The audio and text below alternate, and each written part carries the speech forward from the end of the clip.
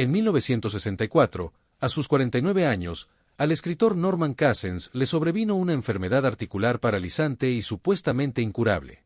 Resolvió convertirse en colaborador de su médico en su propio tratamiento, y se valió de las emociones positivas para ayudar a los poderes curativos de su cuerpo. Al cabo de unos meses, había logrado grandes avances. Cousins relató su experiencia en anatomía de una enfermedad, y luego se propuso demostrar que, en colaboración con el médico, todos poseemos el poder de aliviarnos. Encontró un aliado en el Dr. Sherman Mellinkov, a la sazón director de la Facultad de Medicina, quien lo invitó a dar cátedra en ese centro docente. En los últimos 10 años ha permanecido allí para escuchar y aconsejar a pacientes e instruir a futuros médicos. Lo que ha aprendido quizá le asombre a usted, y también a su médico. ¿Ha cambiado usted de médico en los últimos 5 años o está pensando ahora en esa posibilidad? Más de 3 de cada 4 personas entre las que efectué una encuesta en los alrededores de la universidad contestaron sí a esta pregunta. La mayoría cambió de médico, no por dudar de la capacidad profesional de éste, sino por sus actitudes.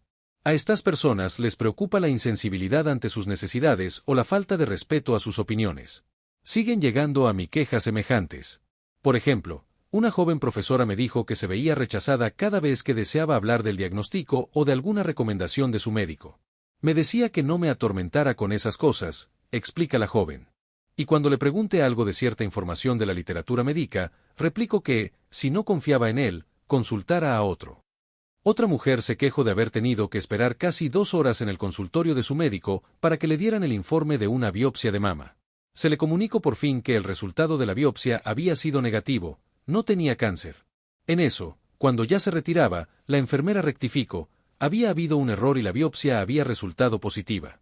La mujer solicitó hablar con el médico, pero se le contestó que él ya estaba retrasado en sus citas y no podría atenderla. Estos episodios ilustran con cuánta frecuencia la mala comunicación, y no un tratamiento erróneo, sirve de base para las quejas. Ahora, tras varios años de escuchar anécdotas de esta índole, he aprendido 4 lecciones críticas sobre el valor de la buena comunicación entre médico y paciente. La comunicación completa entre médico y paciente es indispensable para obtener un diagnóstico preciso. Recuerdo a una señora inglesa que consultó a un neurólogo. Él no pudo descubrir la causa de sus desmayos, mareos, temblores de cabeza y manos, y de una profunda depresión. Esperaba que le levantara yo el decaído ánimo. La mujer había padecido esos síntomas durante 5 años y nadie había logrado detectar la causa de sus trastornos. Los temblores semejaban los síntomas del mal de Parkinson, pero los estudios no confirmaron este diagnóstico. Mientras charlábamos, mencionó que había estado tomando Valium, 3 o 4 comprimidos diarios, durante 7 u 8 años. ¿Le preguntó el neurólogo si tomaba usted algún medicamento? Sí. ¿Le dijo usted que estaba tomando Valium? No. ¿Por qué no? En realidad, el Valium no es un medicamento. ¿Acaso no es como las vitaminas? En realidad, el Valium contiene un potente fármaco que puede inducir síntomas como los del mal de Parkinson, si se ingiere en grandes dosis por un periodo prolongado. Al saber esto, el médico de aquella mujer elaboró un plan para la supresión gradual del medicamento, y a los 2 meses los síntomas habían desaparecido.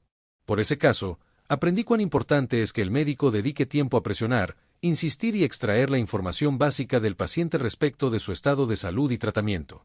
Presencie otro magnífico ejemplo de esto el día que acompaña al Dr. Sherman Mellinkov en sus rondas de visita a pacientes encamados. Un guatemalteco de 34 años, que padecía tuberculosis e inflamación del hígado, no tenía ganas de comer, y eso lo debilitaba más aún. Hablándole, el Dr. Mellinkov se presentó al paciente y le preguntó: ¿se le da la clase de alimentos que acostumbra usted tomar en su casa? Una sacudida de la cabeza indicó que no. El galeno posó la mano en el hombro de aquel individuo. ¿Comería, si se le diera la comida que le gusta? Sí. Sí, contestó el paciente. El Dr. Mellinkov preguntó entonces a los médicos residentes por qué no se le ofrecía a ese hombre la comida que apeteciera. Uno de ellos respondió: usted sabe lo difícil que es lograr que la cocina haga excepciones. Suponga que usted cree que es necesario cierto medicamento, pero no lo tiene nuestra farmacia. ¿Insistiría en que la farmacia le surtiera la receta? Probablemente, contestó el residente. Muy bien, repuso el Dr. Mellinkov. Adopte la misma actitud en la cocina. Debemos alimentar a este paciente. 3 semanas después, el guatemalteco salió del hospital. Estaba subiendo de peso y ya reaccionaba bien al tratamiento. Además, el pronóstico era bueno. Los médicos deberían hacer comprender a los pacientes que, a menudo, el organismo dañado se puede reparar por sí solo en gran medida. Esto es algo que he llegado a apreciar más desde que llegué a la UCLA. El cambio reciente más importante del ejercicio de la medicina, en mi opinión, es el creciente conocimiento y respeto que se le tiene al farmacéutico que lleva en su interior el organismo humano. Ahí está el caso de un actor cuyo médico señaló que necesitaba un angiograma y, posiblemente, una desviación quirúrgica de la irrigación coronaria.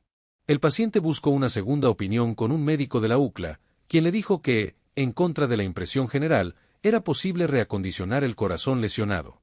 Después, aquel médico me telefoneó y confirmó, es cierto que las arterias coronarias están gravemente afectadas. El paciente tendrá que cambiar por completo de manera de vivir.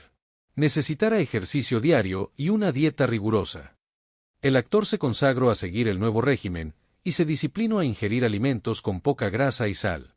Caminaba 8 kilómetros al día y aprendió a relajarse. Al cabo de 6 meses, el médico de la UCLA informó, acabamos de someter al paciente a una prueba de esfuerzo, y hay una mejoría notable. También han mejorado los demás síntomas, por lo tanto ya no es necesaria la cirugía. Aquel hombre tenía ya el aspecto de un ser nuevo, tanto en el plano físico como en el emocional y en el espiritual, y así actuaba. El temor y el pánico pueden empeorar cualquier padecimiento. Cuando el médico da un diagnóstico, cualquier palabra errónea puede resultar fatal. El paciente que, al salir del consultorio, se siente devastado, suele sufrir cambios negativos. La gente tiende a avanzar por el camino de sus expectativas. Recuerdo a un enfermo varón, de 29 años, que empezó a sentir dolor en la pierna izquierda. Fue el primer síntoma que orientó hacia el diagnóstico de esclerosis múltiple. El dolor de la pierna era terrible, me contó, pero no tanto como para que no pudiera yo caminar. Cuando el médico mencionó la esclerosis múltiple, apenas podía dar un paso. ¿Por qué una mala noticia hace que empeore una enfermedad? Mientras reflexionaba en esto, un artículo publicado en el Times de Los Ángeles me dio la clave. Citaba un incidente en el estadio de fútbol de Monterey Park, California, donde varios espectadores se sintieron mal y presentaron síntomas de envenenamiento. Como todas las víctimas habían ingerido refrescos, se transmitió un anuncio en el que se pedía al público que no utilizara las máquinas despachadoras de refrescos. Casi al momento, el estadio se convirtió en un océano de espectadores que vomitaban y se desmayaban. Las ambulancias llevaron a 126 personas a las salas de urgencia. Después se comprobó que el anuncio por los altavoces había provocado una histeria masiva. Si fue posible que gente saludable se pusiera tan mal por un anuncio indiscreto, ¿cuál no será el efecto de decirlo a alguien que tiene verdaderos síntomas de enfermedad, palabras como cáncer, cardiopatía o esclerosis múltiple? ¿Significa esto que los médicos deben ocultar o alterar sus conclusiones? Por supuesto que no. Pero si sugiere que el don del médico para la comunicación no es menos importante que sus demás aptitudes, si el galeno puede transmitir un sentido de reto ante un padecimiento grave, en vez de expresar un funesto presagio, es posible que se movilicen los propios recursos del paciente como parte de la estrategia completa del tratamiento. La confianza es vital. Enfermar es una experiencia aterradora. La gente extiende las manos, no solo en busca del auxilio del médico, sino también con ansias de que se le den esperanzas. Los pronósticos de los médicos no son infalibles. Con frecuencia ha habido una curación absoluta o cierta recuperación, cuando todo indicaba que no la habría. Veamos, por ejemplo, el caso de una mujer de Los Ángeles que presentaba intensa tos. Su médico la sometió a una batería de pruebas, las cuales indicaron que padecía de cáncer y que le quedaban unos 60 días de vida. Cuando se le informó a la paciente, ella se deprimió, dejó de comer y bajó 8 kilos en poco más de una semana. Entonces consultó a otro médico, quien le aseguró que, inexplicablemente, algunos pacientes cancerosos viven más de lo que pronostican los especialistas. Por tanto, él nunca especulaba con las probables fechas de defunción, sino que se concentraba en recomendar el mejor tratamiento posible. Además, aquel médico le presentó a otra persona que se había recuperado de una situación parecida a la de ella. La paciente mejoró en forma espectacular y mejoraron notablemente las probabilidades de que viviera más tiempo. El médico prudente sabe que la incertidumbre y la angustia pueden exacerbar el dolor y hacer más lento el proceso de curación. Sabe también que la confianza y la tranquilidad son factores que pueden acelerar la recuperación. He presenciado muchos casos en que espantosas predicciones fueron gloriosamente refutadas por los pacientes. Las razones de esto tienen menos relación con la biología que con el espíritu humano, que acaso sea el mejor de los médicos.